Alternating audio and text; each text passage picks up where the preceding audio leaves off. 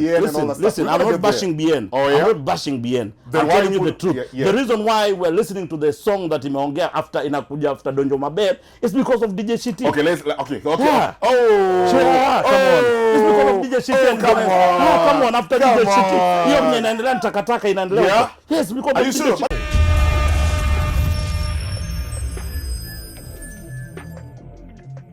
You've been asking about when we're coming back, and ladies and gentlemen, we're back.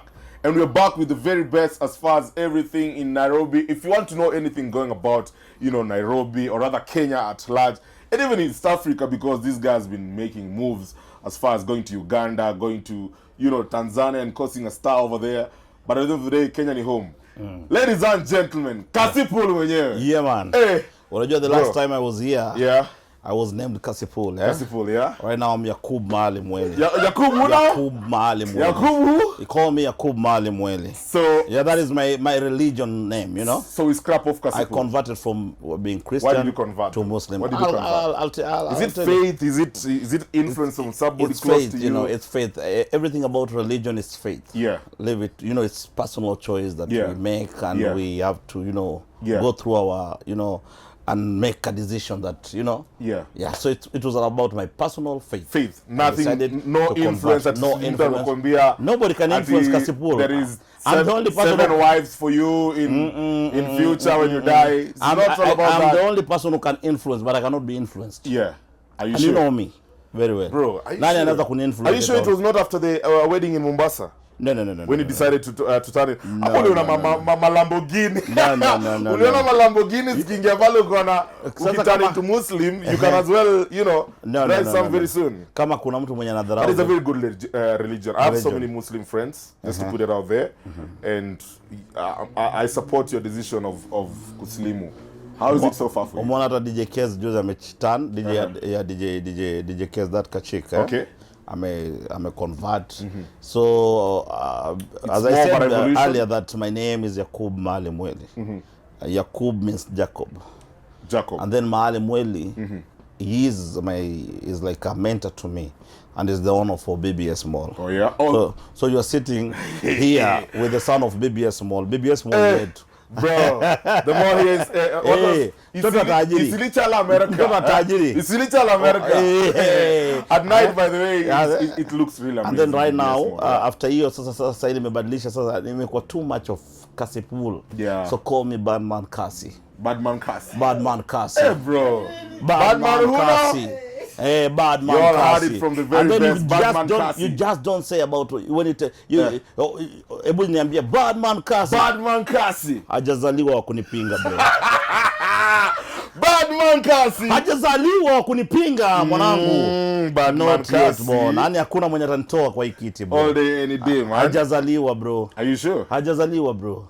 So, hajazaliwa bro. Not yet born bro. Anyway, straight to it, bro. The reason why I brought you here, we just want to talk about whatever happened through the week in 254. It's been a very dramatic week from, Alicia Kanini to BN to Adrian Kibet. I'm going to take you pole to George Ruto at the very end, because yenda amemaliza wiki manze kijana amefunga CBD mzima imekuwa yake for like this guy's called traffic from 6 p.m. all the way to around 11 p.m. leading to midnight. CBD was in a standstill because of one matatu. We're going to come to that. But first things first.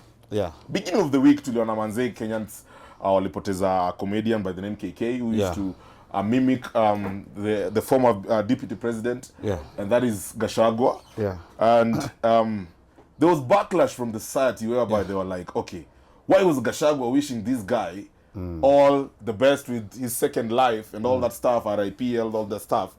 But when this guy was alive, he bashed off the idea of helping him.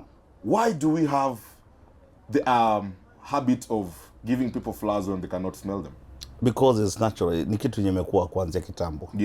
And to be very honest, right now, Nimrod leo hii, I cannot give you even 50k right now. Oh yeah? But siku nye nimesikia umedondoka umedondoka tu. lazima nitakuja pale kwa group unataka kukua pale juu. Lazima pale kwa group niangushe kaso. Ukishaona Mali Biora ametoa 100 unatoa 150. Mimi naingia pale nachukua loan. Kidogo buddies wako pale hutaki buddies waona sijui umetoa 5,000. Lakini ulinikataza. Ndio nilikwambia siku zote and you know niliconvert kwa sababu ya upuzi na ujinga. Because you know Muslim they don't contribute for funeral. Nikidondoka the week Cassypool nitachukuliwa na wanangu wakina Mashpulu watakuja pale wanichukue nipeleke immediate. Kama nikidondoka asubuhi by saa 6 nimeshamaliziwa maneno yangu, it's alright. Kama kuna pesa pay bill na nini, mandugu zangu kwa imani watachukua tu Cassypool pelekwa Lang'ata, maneno yako imekwisha, mama ataambiwa maneno, my wife atakao kwa nyumba atasotiwa out, imekwisha. So hakuna zile mbwembwe ati nani wakina nani Nimrod wanaingia na nini hiyo chopa nini and then nilikwambia there is no friendship kwa watu wanakunywa pombe.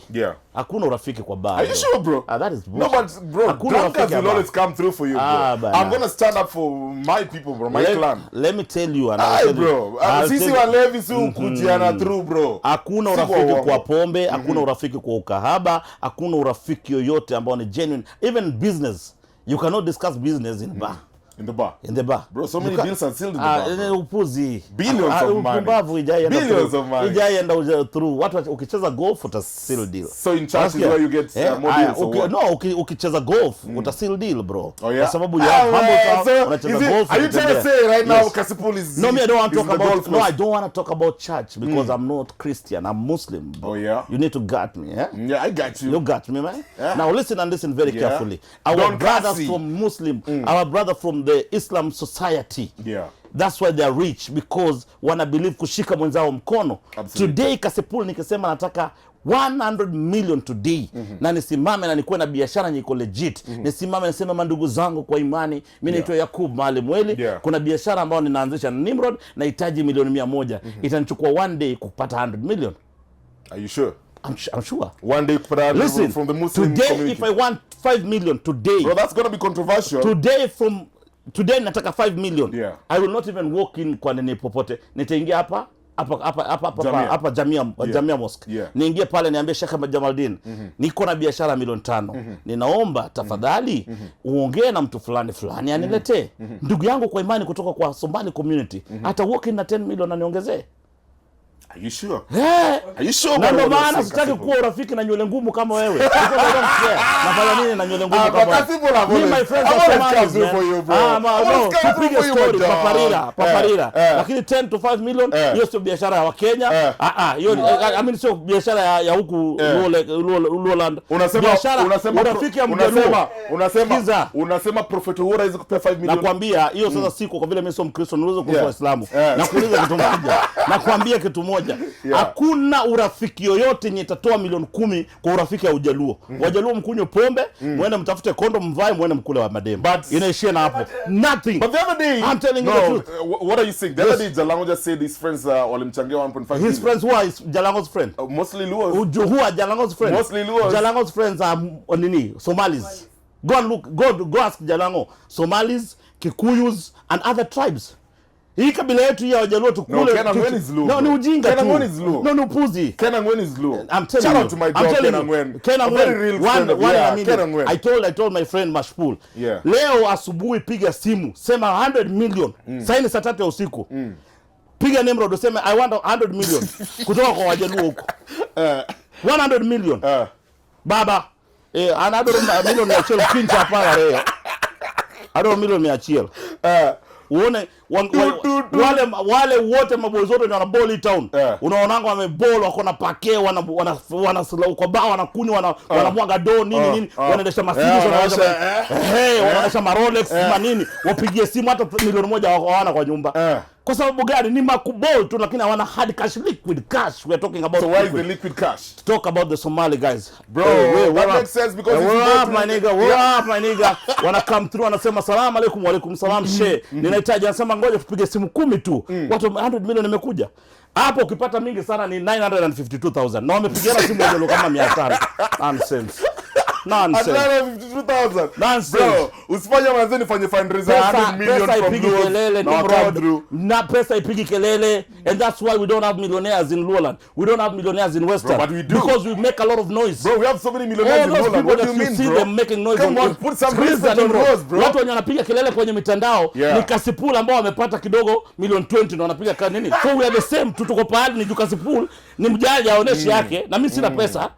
Mimi sina pesa, kazi yangu ni kuokota kwa watu. Alafu sasa siku moja wakianguka chini tunarudi tena chini tunaambiana ukweli, tunaambia kumbe mnajua mkwanga umbo ya kawaida. So you're trying to say true friends are Muslims? True friends are Muslims because number one, you'll never get them in bars. Something I can give it to them is honesty. Yes. They are very honest people. They keep their word. They keep their word. When you're selling business with a Muslim, yes, you're 98% sure that this business is gonna go through. You understand? Yes.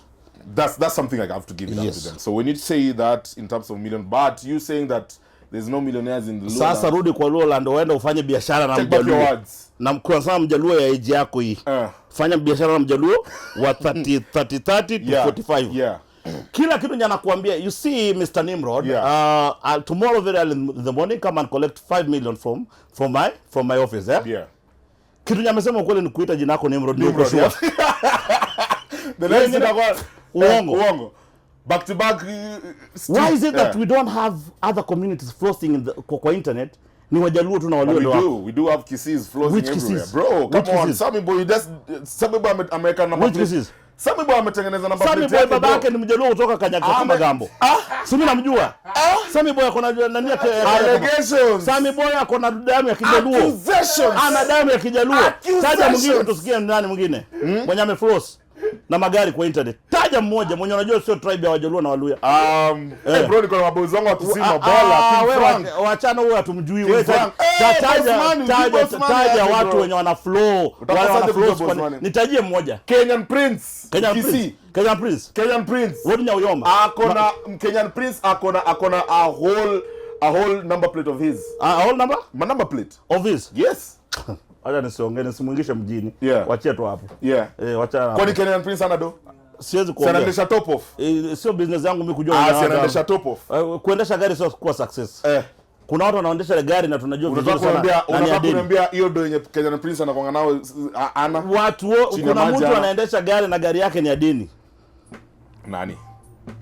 Nani? Nitafuta maneno ndugu yangu. Amanda International.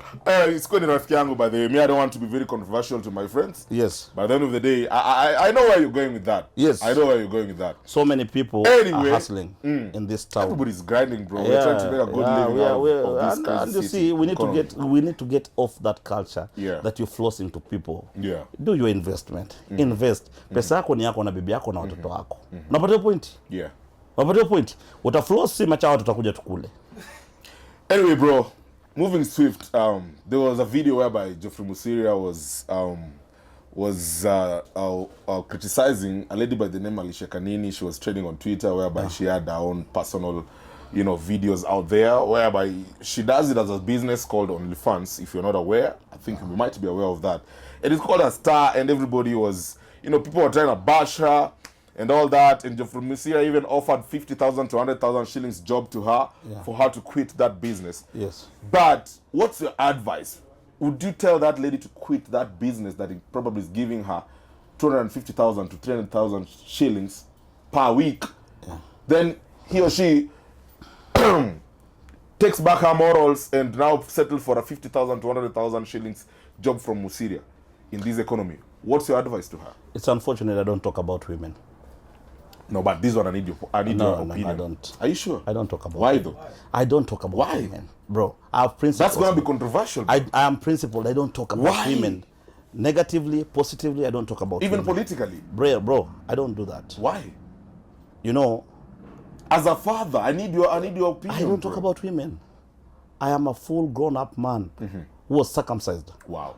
In the village of a place called Shinyalo. Mwiritsa village. And they told me don't talk about women. You can only talk about women sasa umemvuruta kwa nyumba switch off light. Ndio unaongelea. Na tena wewe ongei, wacha sauti yake itoke. So you won't have any opinion about that? I don't talk about women. At all. I don't talk about women in my life. I don't talk about women. There's a clip yangu moja yenye nimetusi mwanamke. Tafuta clip yangu yote nimeongelea kuhusu mwanamke yote. Ukipata kuja nitakupea 1 million. I don't talk about women, bro. Okay. I don't talk Let's about put that women. aside. Yeah. Coming back to the entertainment industry, we have a new song in 254 and everybody's talking about it. Yeah. Yeah. You know where we're going with this? Of course I know. Yes. And I did an article whereby I said Kenyan artists need to really cling and support Bien because I thought you were talking about Donjo Maber, Donjo Maber. Oh my goodness. That's a good song as well. That's my boy. Donjo Maber. The whole song was it's a very nice song. Actually, there are two of my boys, Yanni and Dufla. So when you talk about that song, let's start number one. Let's start with Dufla. No, talk about that one, number one. Are you sure? Yes, it's a banger, bro. And then talk about creativity. Yes. It's not about something that... It's okay. I know you want to bash Bien and all that stuff. Listen, I'm not bashing Bien. I'm not bashing Bien. I'm telling you the truth. The reason why we're listening to the song that imeongea after Donjo Maber is because of DJ Shitty. Okay. Yeah. Come on. It's because of DJ Shitty. Come on. After DJ Shitty. Hiyo inaendelea takataka inaendelea. Yes, because of DJ Shitty. But this guy was putting up... Let me be very honest with you. Apart from the chorus. Oh my Enezma Safari. After hiyo ikifika hapo ni mwisho. Kwa hiyo ngoma ya Bien toa shiti, toa gole ya Gen Z. Tell you what, let me ask you one question. Let me ask you a question. No. Chill out. Let me ask you a question. When we listen to Nigerian music, when you listen to Davido's music, do you understand 3/4 of whatever he says? Listen. You don't. It's not about Kiluya or whatever. Chill out, bro. Let me you told me the exact thing I wanted to hear. You said, 1 second. You said that the chorus, pekende unasikia, then after that, you don't listen to anything, yeah? Yes. Ashake's songs. Yes. Tunasikizanga nini? Only the chorus, you tunga, how are you? Whatever the fuck. Hizo zinaweza kufurahisha wewe. Of course, that one hiyo inaweza kufurahisha wewe na wakina Mashpool na other people. Some of us we've been in the industry for the past 40 years. Bro, I stand on Kenyan entertainment industry and protect No, Nimrod. Let's go. Niambie. Nimrod, I'm sorry to watch you. Wacha wewe hadi ukanyisi. Unataka urudi chini na usikilize. Ikifika kwa masuala ya muziki, wacha tuongee. Sisi ndo magwiji kwenye muziki. I understand. Way back hata kama bado hujazaliwa bro. Sisi kwa nasikia muziki bro. Way back wakina ogopa DJs, wakina Cassypool, watu wakina ogopa Msioka, sound engineer, Tejosaya. Hao ndo wazito nyakuanga wanafunga muziki zinaisha. Tulisikia wakina Waire, wakina nani, watu wanafanya kitu inasikika ambayo ni sound ya Kenya. Unapatia point? After hiyo kukakuwa na revolution ya kuleta takataka kwenye industry. And that's why we even nikijaribu kusukuma muziki ya Kenya ni kama kuuza kitimoto maka. Unapata point? Sasa mimi nakurudia kwa kusema this nonsense and vibe yenye mnataka kudanganya mtoto kama amefanya ngoma mzuri. Hakuna ngoma amefanya muhimu hapo hivyo. What is so special about that song? Apart from DJ Shitty ku raise an altar in that song and we listen to that song. Shitty toa Gen Z. Nonsense. Hakuna kitu kwa hiyo ngoma and that is my opinion. Sasa wewe mtoto mdogo ukidanganyana na Mashpool, don't force me. So you can dance. Go sit down with Tejosaya, call Tejosaya, sit him down. Call nani the producer for Ogopa DJ, sit him down. Mwambie sikilizeni your track. Watasema rubbish, switch off that nonsense after DJ Shitty. I can promise you this. Ni watoto wajinga hao ndio wanacheka hizo muziki bro, acha puzi bwana. Cassypool, I can promise you this. In the next 2 or 3 years, Cassypool Bien is gonna be on the BET or Grammys. I wish him well. I swear. I wish him well. I swear down. If you stop, you know why? I wish him, bro. You are the people who are lying to Bien. No, we're not. You're not telling Bien the truth, bro. You are not telling Bien the truth. He's I love Bien more than you do. Let me ask you a question. My big. I'm his big brother. Tell me a Kenyan artist. He comes from a Tell me an East African. You know. Tell me an East African. Tell me how many African artists have been on Breakfast Club. Yes. Count 5. Breakfast Club ni nyumba fulani yenye kwa America. Count 5. Listen. Count 5 of them. Wewe toka hapa. Bien is one of them. Can I tell you something? Nimrod, toka sahi enda America, unipigie simu nikuplug na mtu akupeleka kwa hiyo nyumba yenye apartment ya 2 bedroom watu wanakaa wakiongea. Nonsense you're telling me about what is achievement ya kwenda kukaa kwa big breakfast. No. What is achievement about that? What is achievement? Because they are that's like the biggest, nonsense. media outlets. Nonsense. As far as YouTube is concerned. No, man, it's number 1. Where? Yeah. Where? African charts. In Africa? East African chart. East African chart. Who's the number 1 artist right now? We don't talk about No, chill out. Number 1 artist right now in East Africa is who? Ametoa Mbosso na Diamond. No. Tell me. Who? Diamond hayuko. Unajua mnanipigia tell me. Kwa masikio yangu na Tell you what. Let me ask you a question. Go straight to the point. It's about Let me ask you a question. Listen. You've asked me about my opinion. Why did Diamond ask you? Let me ask you a question. Yes. Why did Diamond have to wait for BN to have the world's attention by having a whole sold out world US tour? Then after that, he was at the Breakfast Club. Immediately after he got to the Breakfast Club is when they chucked the collab with Diamond. Why did he have to wait all that? Because Diamond had to depend on that cloud. Can I tell you? You can't tell me that song has not been there for Nimrod, you are here to interview me, not to tell me or to. Okay. Let's go. Listen to me carefully. I contributed the collab with BN and Diamond. Because I told Diamond and go watch my interview, please. Diamond, give for interviews zote both in Tanzania and in Kenya. I told Diamond, listen to me, my brother. I'm listening. Listen to me, brother. When I'm talking, listen to me. Let me listen to you. Unless I nikuache uongea alafu let's go. I went to Tanzania, nikakaa chini nikaita media houses. And this one Diamond can confirm. Nikamwambia Diamond, wewe ndio uko na key ya industry ya Kenya na uko na master plan. Please give our artists collabo. Give Savara, peana kwa Bien, peana kwa watu kadhaa. At least rudisha nini? Game. Immediately kumaliza kama 1.5 months. Diamond akaita Bien akampa collabo, which ilikuwa ni kama anamworship. Unapatia point? You cannot tell me na ukae hapo chini uniambie kwa sababu tuna praise our own, tunasifia paka yetu tukidanganya ni Simba. Unapatia point? Ni Simba. Unasikia? Na hiyo na kiburi nyinyi watu mnakaa hapa chini Nimrod, mnaenda pale Nairobi Gossip, mnajaza BN. Anajaa kiburi, anadhania is even more than the president. I told him the other day. I told him BN. When he was bashing the president. I told BN, you are a young man. Mwenye uko talented. And I like you. I'm your number 1 fan. Rafiki yako ndo anakuambia ukweli. Hawa watu wenye wanaitwa wapambe watakudanganya. Na nisikilize vizuri. You cannot abuse a sitting president, a leader in your country, and you go unavimba mabega. You have achieved nothing, BN. But BN you've never filled London. In all government. Listen, and I want you to listen carefully. The other day he was dancing in State House. Apart from, do you know there was something that will happen kwa State House? Ni hujai jua. Hiyo ni asiri hizo za ndani. Siku ya Obama amekuja. Oh yeah, the one that one of the artists alingishwa big kwa haga. Unajua. Okay, we remember some song being there. Who? Akasongea na nini kidogo. Hizo ni za ndani hizo ni za file za ndani. Nao naweza kuambia kitu moja. That's an allegation that we have to find a fact about. No, sijakwambia. I've not mentioned somebody's name. Oh yeah. Unapata point. But we all remember that there was an allegation that someone alipigwa. But Sauti Sol was there. What I'm saying is this.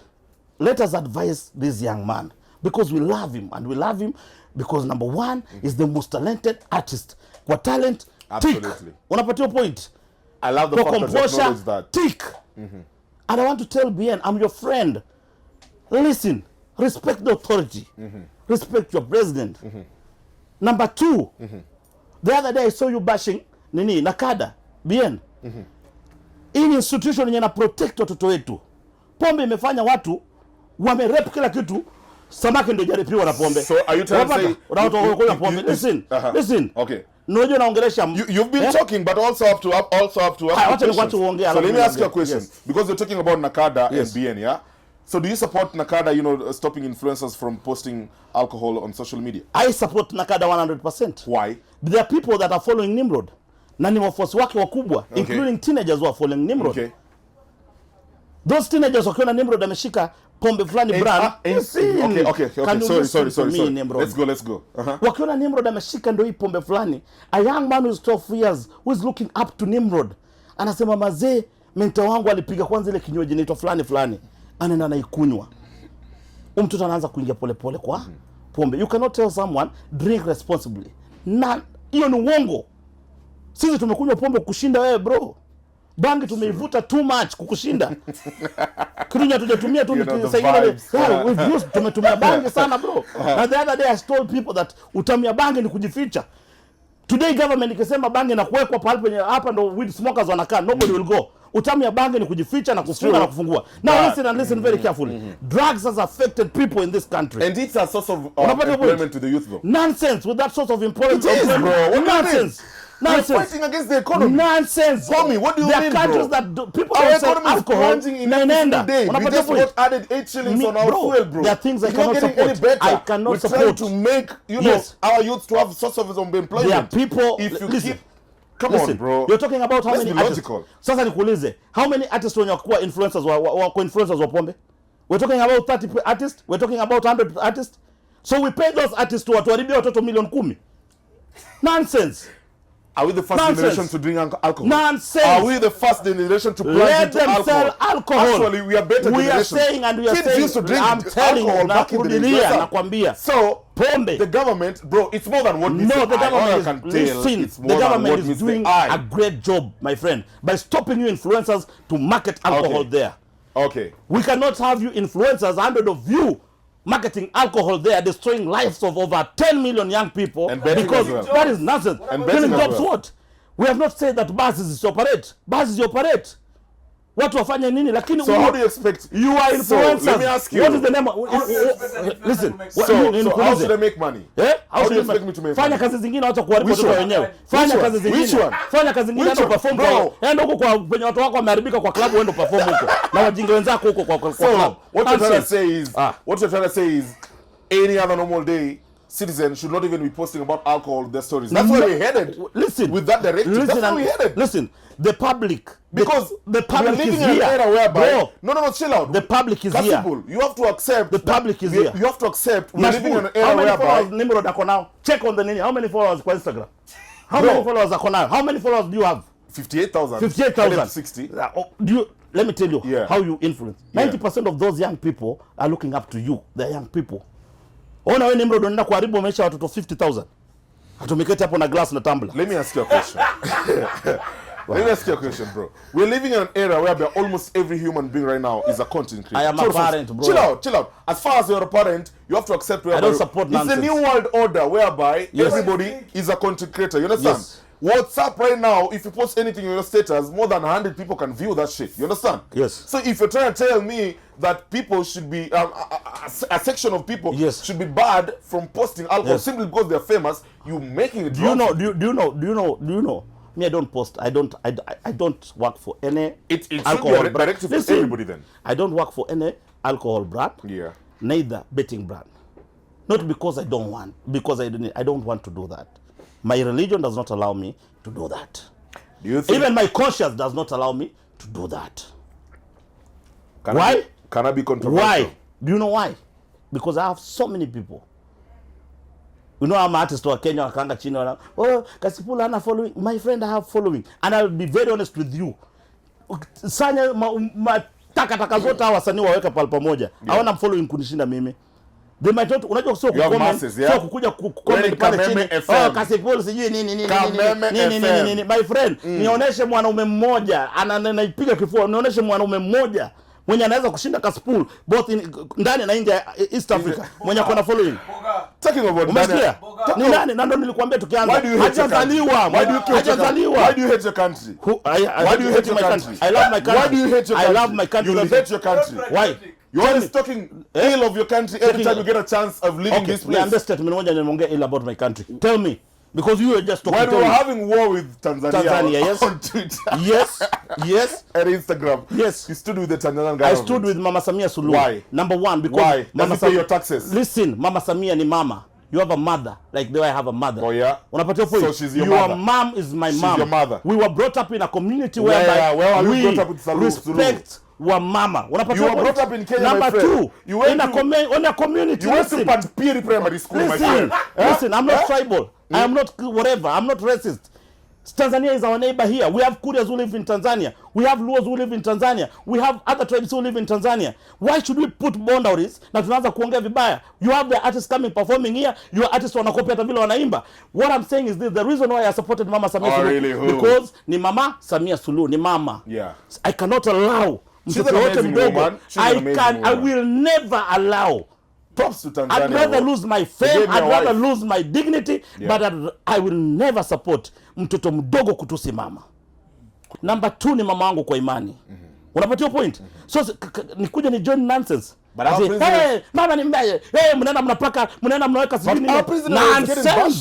Nonsense. Our president was getting bashed too. Why are you not standing up for your president then? He's a father too. Demro unajisahau. He's a father. Umejisahau. Unajisahau nini? How many times nimesimama na William Samoei Ruto? In this country. I know. I've seen those pictures. Stop. Yeah, I know. The reason why watu wanasema mimi si support my own country is because si support nonsense. Na si support kitu yenye nafanya watoto wetu wapate laana. Very wise. I'd rather lose the mass but nikuwe sawa mbele ya Mwenyezi Mungu ikifika kwa haki. Allahu Akbar. Allahu Akbar. Makbul. My generation one day nitalipia. I have to pay for the price. The price is that msitusi rais. Absolutely. Msichome nchi yenu. Absolutely. This country sisi tumeshafika tunatoka. Hii nchi mtaanza kujenga mkichoma. Sasa mimi ndo shida yangu tu anasema siko loyal kwa my country. Na the person who was talking that nonsense is a small guy mwenye ameshindwa kutibu UTI anaitwa Tumbili. Bro, that's my boy, man. Tumbili is not my equal. Shout out to Tumbili. Equal. Doing an amazing job. Are you getting my point? As, you know, Tumbili is not my equal. He will never be my equal. Tumbili used to be. Are you getting my point? Bro, none of the artists first met you. I actually first met you through Tumbili. Yes. You remember when we were at Samaki? Yes. Yeah. That's the first time I met you. Yeah, maanisha kwamba unge ni meet. I would have, yes, listen. The connect, bro. Listen, Nimrod. Yeah. I worked for my value. That's why you met me. Okay. I'm here because you have value. You know the vibes. Tunakaa hapa na value. Absolutely. Si wewe upick mtu yote kwa street umleta kae hapa. Hawezi, bro.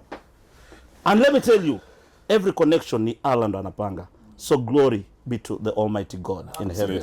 What not happened human being. And I will never. What happened between you and two? I would love to know because not before that, yes. There was an issue that got scrapped off the media. Yes. I don't know what happened in coast between you and Tumbili. Yes. I don't know what happened.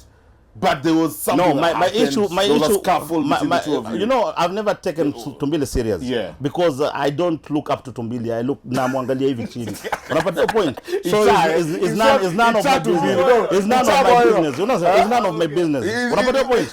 The day that Tumbili attacked me for media, and Tumbili knows very well that I'm very emotional na kurusha ngumi ni one time. So he attacked me, akanitusi kuhusu Tanzania, kuhusu whatever. I said to myself, kuwa mtu mzima. Just be a grown up man and forget about it. And forget about it. Yeah. Unapata your point? Sometimes it's always but nika realize growth in a later pain. When you grow, unapata the people have to live your life. Yeah. I big up to Tumbili, you gave me a platform. Yeah. I salute you, sir. I respect you, and I've got so much respect for you. Are you getting my point? I'm gonna have. But you'll I'm not gonna make this happen. Listen. I'm gonna make this happen. No, it's my you point. Know where I'm going. We talk. Yeah, I'm gonna make this happen. Yes. The next episode. The next episode. Yeah. I'm gonna have Tumbili here and you. Then we discuss the entire week. No, we cannot sit with Tumbili. It's not my equal. Look for. Okay, I'll have a segment for Tumbili as well. Because I just want to vibe with this. Listen, it's not my equal. Right now, I don't sit down with mtu yote. I don't see my equal. There's no equal of yours. I don't see it. Because you went to Uganda. Listen, my brother. And you met listen, the general. Listen, every day naambianga mashpuli because it drives me around. Between the two countries, listen. It drives me around a lot with my guy Gbalo. Oh yeah. We sit down. I tell them every day. Kama sio huyu Mungu, kama sio Allah, bro, ningekwanga watoto wamenirarua vibaya sana. We imagine niko kwa hii dunia na sina mkono ya Mwenyezi Mungu Subhanahu wa Ta'ala na nianguke kwa mikono ya hawa watoto. Wangenifanyaje? You look at the comments, unaona mtu amechukua pseudo account, kumbe ni mtu mwenye ni superstar. Anakuja kunihit tu. The other day niliona hata mtoto mwingine msichana mwenye I don't know how to describe. I don't talk about women. Yeah. And I didn't even know answer. Sikumjibu. Former artist kengine kadogo kanaimba kitambo. Artist kadogo kako na mguu kama toothpick. Kana nitusi mimi. Kana nitusi mimi kama jina. Anaambia media give Cassypool blackout. You cannot give Cassypool blackout. You are the one who wewe sio mwenye unileta kwa hii game. God brought me in this town. Yeah. God ndo atanizusha siku nye atanizusha, and that's why I pray so hard. Naendanga kila siku napiga sala kwa msikiti. Naambia Mungu, heri nianguke kwa mkono wako lakini sianguke kwa mkono wao watu. Unapatia point? People wonder why Cassypool is famous. He doesn't sing, he doesn't do anything, but he's famous. Are you getting my point? I do. But kitu moja I use kwa hiyo platform yangu, over 40% ni kusema glory be to the Almighty God in heaven. All day, any day. Unapata point? All day. Hawa watu wangenirarua because walitaka wanitan ni waone kama miungu midogo. Yeah. Ni wasifie, ni waabudu, ni wanyenyekelee. Ni switch ni kuja pale. So mazee, you know my guy. Yeah. Umenipa platform mazee na need mazee ni kwenge na walik. Nikajua kumbe siwahitaji, nahitaji Allah introduce you to men will accept you. Na sitoki very soon kwa game. Nitatoka siku nye mwenye ananishinda amezaliwa, hajazaliwa. Call me big man. Are you still running? Are you still running? Huh? There's still ambitions for that. So mwambie huyo. There's still ambitions for that. Yeah. The next governor of Nairobi 2027. Babu Wino. Namchapa chini. If you see Babu Wino, and not just of course. Nimrod, you're not Allah. That's why I can't be moved. Wacha Mungu aonekane baba. So you try to say know the difference between Allah and people. And people. So you're trying to say that after next year we're gonna be having Cassypool everywhere. Can I tell you something, bro? Today, naweza kuamka asubuhi, if I get instruction from Allah, step aside, support Babu Wino, support anybody. Hata nichukue mtu yote nikimsupport, he'll be the next. I see you having already orange stripes in you, so. But your point, you have the colors. Because I am not moved by, I don't do things because I do. Ninakuwa instructed na Allah. So when Allah kwa sasa hivi Allah ameniambia you're the next governor. Yeah, I see your forehead, bro. You're a typical Muslim right now. Yes. Because nawaogopa. Si imagine siku moja nianguke kwa mikono yenu. Mtaniua. Anyway, bro, on Friday night, there was a big event in CBD whereby the son of the president, Mr. George Ruto, was unveiling his new matatu. He has a fleet of matatus right now. I think 3, if I'm not wrong. I even posted one of these on my stories on Friday. Yes. And it got amazing traction. Yes. What's your position on that? Because it got a public backlash where people are like, okay, is this our funds being misused over there? And other people are like, okay, this guy's been a businessman for a while. He's just using his money to, you know, do his business as a young person by creating employment for the youth. Yes. Inamaanisha kwamba Kenyans, the way they think is different. Okay. Number one, if you have war with William Samoei Ruto, that does not mean you have war with his kids. Yeah. In the history of this country, for the first time, we're having a president mwenye kijana yake anajituma kwa mitaa. Indeed. Na anakubalika na watu despite situation yenye iko kwa country. I saw the crowd yesterday, nikatokwa na machozi, nikasema ya kwamba this country mazee, kuna vile Wakenya wanafikiria tofauti. Wakenya wanajua kwamba hii upuzi ya kukimbia na nini tunaweza kuweka aside na to unite tukue kitu kimoja. Yeah, you know the you know what people don't understand, yes? People don't understand is that I saw a lot of backlash on Twitter, but I think it was coming from the political class whereby they don't understand whereby we have a culture in Kenya of matatu. Yes. And it's always a very big culture. And me, I've been a part of the culture since I was in my high school days. Because you grew up in You know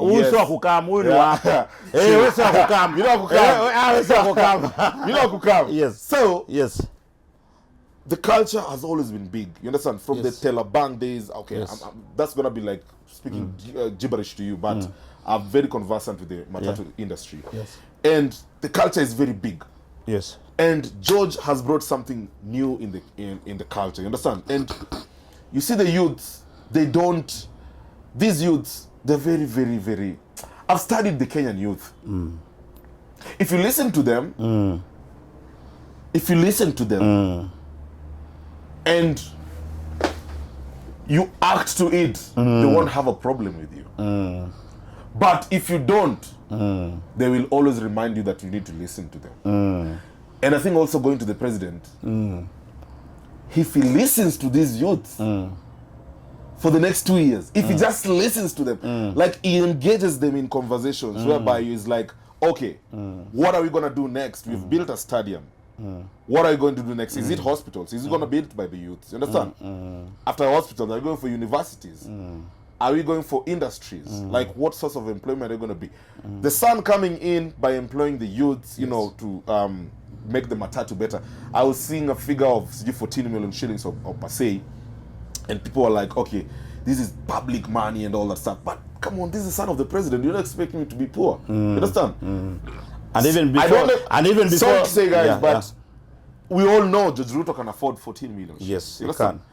But we also have to appreciate, bro, that matatu looks good, and it looks like it went through so many youths' hands to get to where it is. Yes. And we have to give props. Before bashing it, let's even if you're always criticizing, but if you see something good, let's give props. You understand? Yes. That's my take. I don't know what your take is. My take is number one, vile umesema ya kwamba the president's son to afford 14 million is not a big deal to him.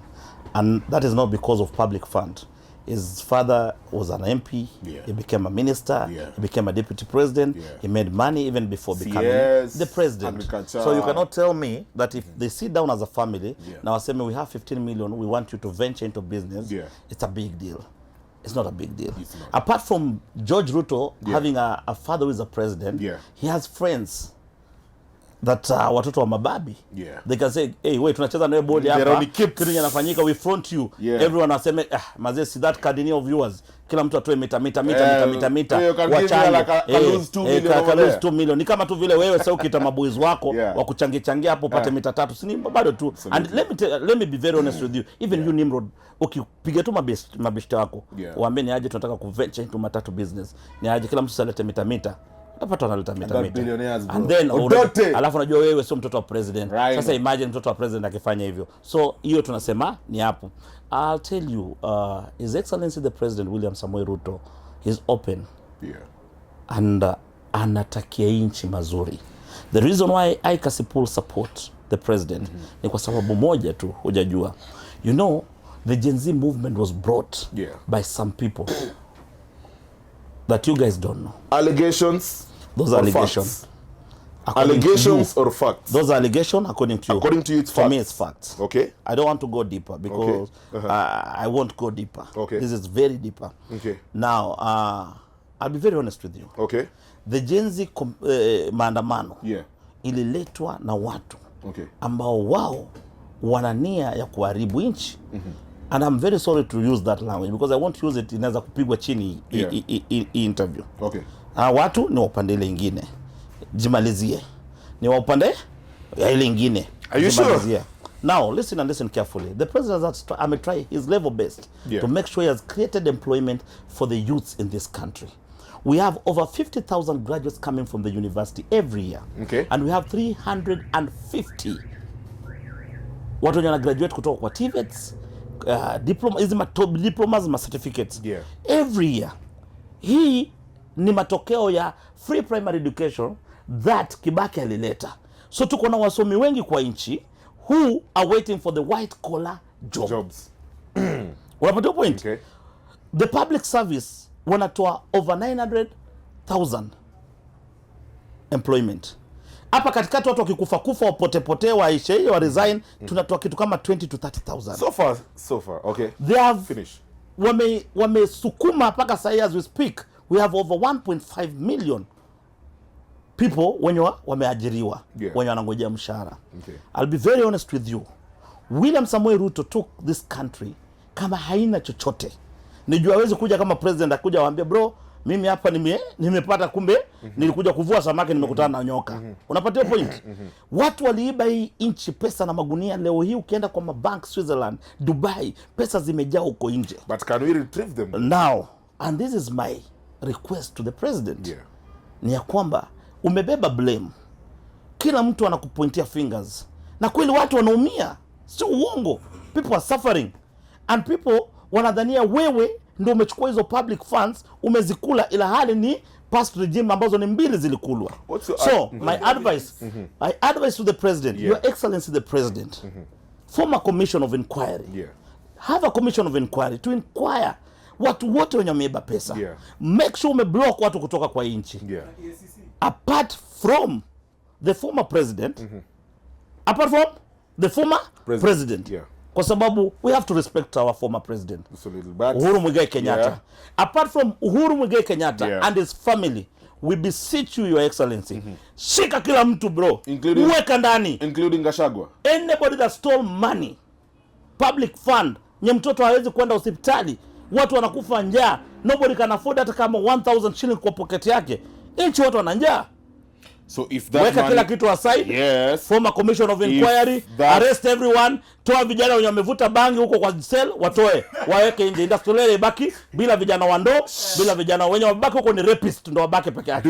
Na hao watu wenye wameba pesa. Do you think if that money is retrieved, do you think it can be utilized in a competent way?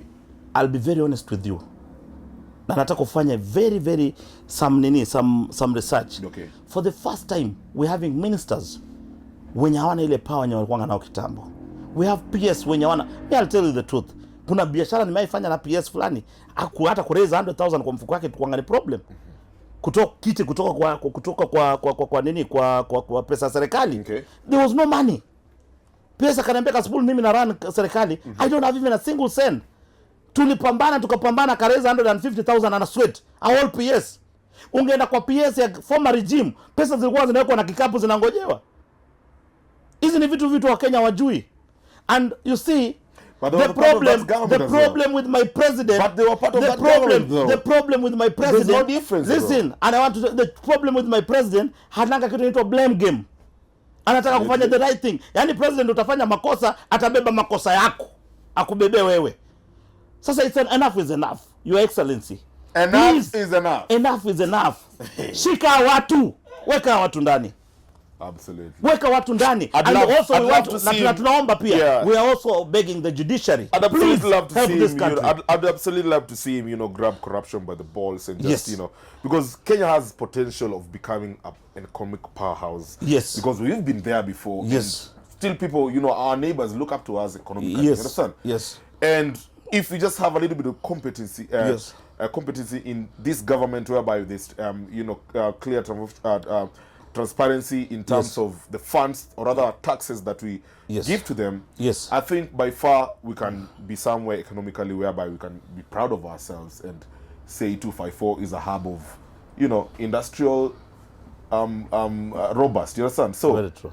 You as Cassypool, what's your advice to a youth watching right now? Do you still want them to have the same rage they have as gear up towards 2027? Yes. Or do you want them to give the president a chance to, let me just finish. Do you want the youth to keep their rage and wait for the ballot? Yes.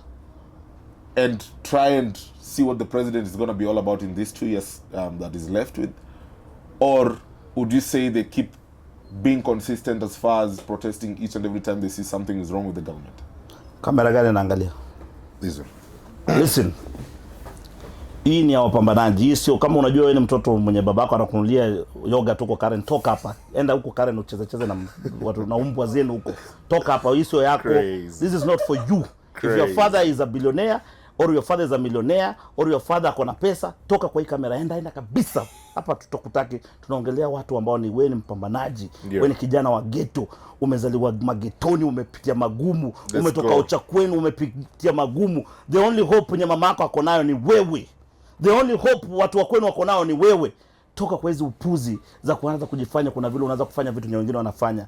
Trust me, government leo wakirudisha mkate hata 10 shillings. If you don't, usipojituma, you cannot afford that 10 shillings. Usiona tumesoma uko na degree ati kwa sababu unangoja white collar job. Jitume bro. Kama uko na talent, piga talent. Kama kuna biashara unataka kufanya, jitume kwa biashara. Kama kuna kibarua, jitume ukingojea opportunity yako ikuje. Hakuna siku nye mtu atakuletea mkate kwa meza. Hata government iseme na kupea kila siku maziwa na 5 bob na hauna hela, hautapata.